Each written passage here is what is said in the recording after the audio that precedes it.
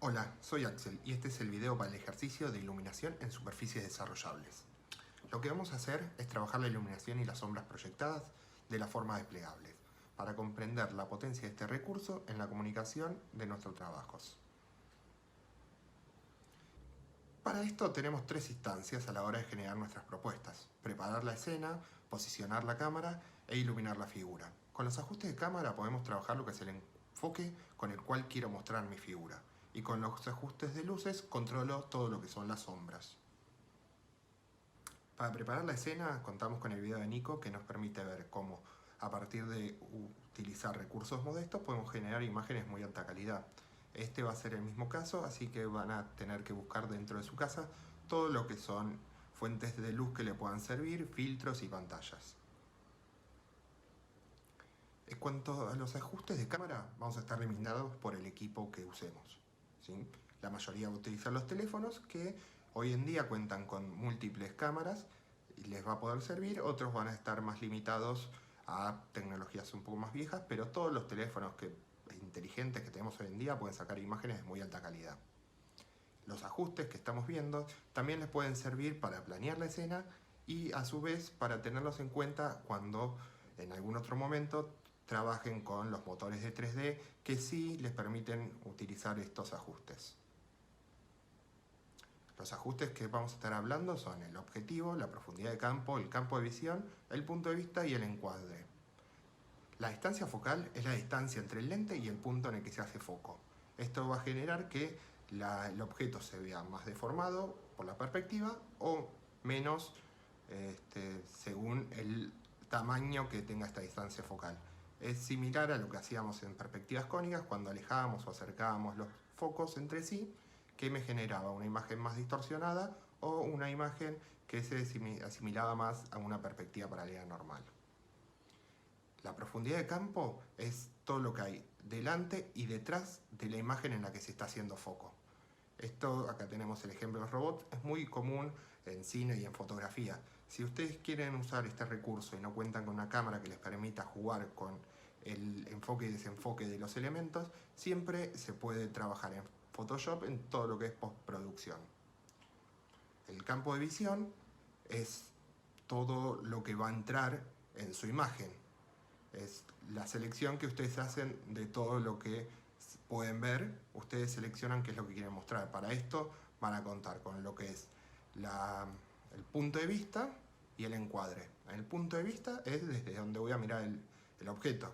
Abajo, arriba, al medio, adentro.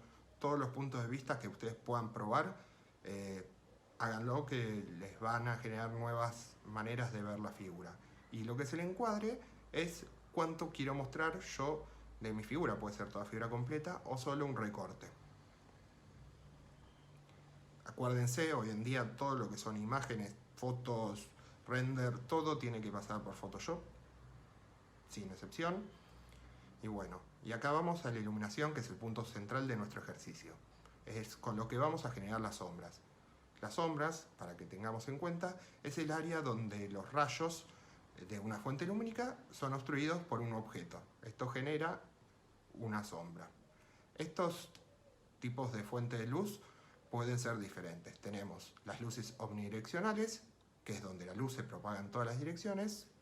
Las luces direccionales, donde la luz se extiende a través de un haz cilíndrico y todos los rayos son paralelos y se puede dirigir, y los focos proyectan un cono de luz con un tamaño y dirección determinados. Acá vemos ejemplos de ovni, que sería una luz ambiente. Direccional, se puede entender el sol como una luz direccional. Y focos, que es con lo que vamos a estar trabajando más comúnmente nosotros, lo que es una linterna, la linterna de celular, una luz con un spot, un velador. Generalmente son focos. Ajustes de luz con el que vamos a poder implementar son la intensidad de color y la disposición. La intensidad es el brillo de luz. Pueden probar con diferentes potencias de foquitos o utilizar pantallas o filtros. El color es la matiz de la luz. También hay focos y también pueden probar con acetatos de colores, cualquier elemento traslúcido que les permita distorsionar el tinte del color de la luz. Y la disposición, que es la altura y la distancia, posición en general que va a estar ubicado en nuestro foco con respecto a lo que es la figura. La disposición de las luces, que hablamos ahora al final, es lo que me va a modificar lo que es la sombra arrojada por mi objeto. Hay ciertos aspectos que conocemos de cómo funcionan las luces y las sombras de la vida cotidiana, pero está interesante conceptualizarlos y entenderlos un poco más para poder controlarlos a la hora de generar una propuesta para su trabajo. En primer punto que quería hablar es de cómo mientras más grande es el tamaño de la fuente de luz, menos nitidez va a tener la imagen de la sombra. Esto quiere decir que va a generar bordes menos definidos, como una especie de blur. Eso seguramente lo han visto. Acá podemos ver cómo cuando a medida que crece mi fuente de luz, menos nitidez tiene la imagen. Lo mismo pasa cuando empiezo a alejar la pantalla. Cuando más alejo la pantalla, que es donde se va a proyectar mi sombra, menos definición van a tener los bordes. Si mantengo la figura y la pantalla en un mismo lugar, moviendo la luz, yo puedo modificar el tamaño de mi sombra. Cuanto más me acerco a la figura, la sombra va a crecer. Cuando más me alejo, más chica va a ser la sombra. Lo mismo si dejo fija el foco y la figura y lo que muevo es mi pantalla. Cuanto más alejo la pantalla de mi figura, más grande va a ser la imagen de la sombra. Recordar también, como vimos antes, que cuanto más aleje la pantalla, menos nitidez va a tener la sombra. Desde el otro eje podemos pensar también la altura en lo que es la ubicación en lo que es altura. Mientras más cerca del piso esté, o sea, mientras más bajo esté la luz, más larga va a ser la sombra. A medida que voy subiendo la luz en altura, la sombra se va a ir achicando y se va a ir acercando al objeto. Esto lo podemos ver todos los días cuando salimos a la calle, cómo es la sombra de cualquier objeto o la sombra de nosotros mismos con referencia a lo que es la ubicación del sol. Pero está bueno pensarlo ahora para poder controlarlo y ustedes buscar la sombra que quieran representar. Por último, también no hace falta que trabajen con una sola fuente de luz. Si trabajo con múltiples focos, yo puedo generar que una sombra generada por una luz se sume con la sombra generada por otra. Esto quiere decir que las sombras se superpongan y me va a generar diferentes tipos de opacidad en la sombra. Esto puede ser interesante para generar algún efecto para su propuesta. Acá les preparé varias imágenes de diferentes disciplinas de cómo interactúan con lo que son las sombras. Esta es una iglesia en Suiza de Mario Botta. Siempre en su trabajo se puede ver que tiene muy en cuenta lo que es el uso y cómo se relaciona con sus edificios.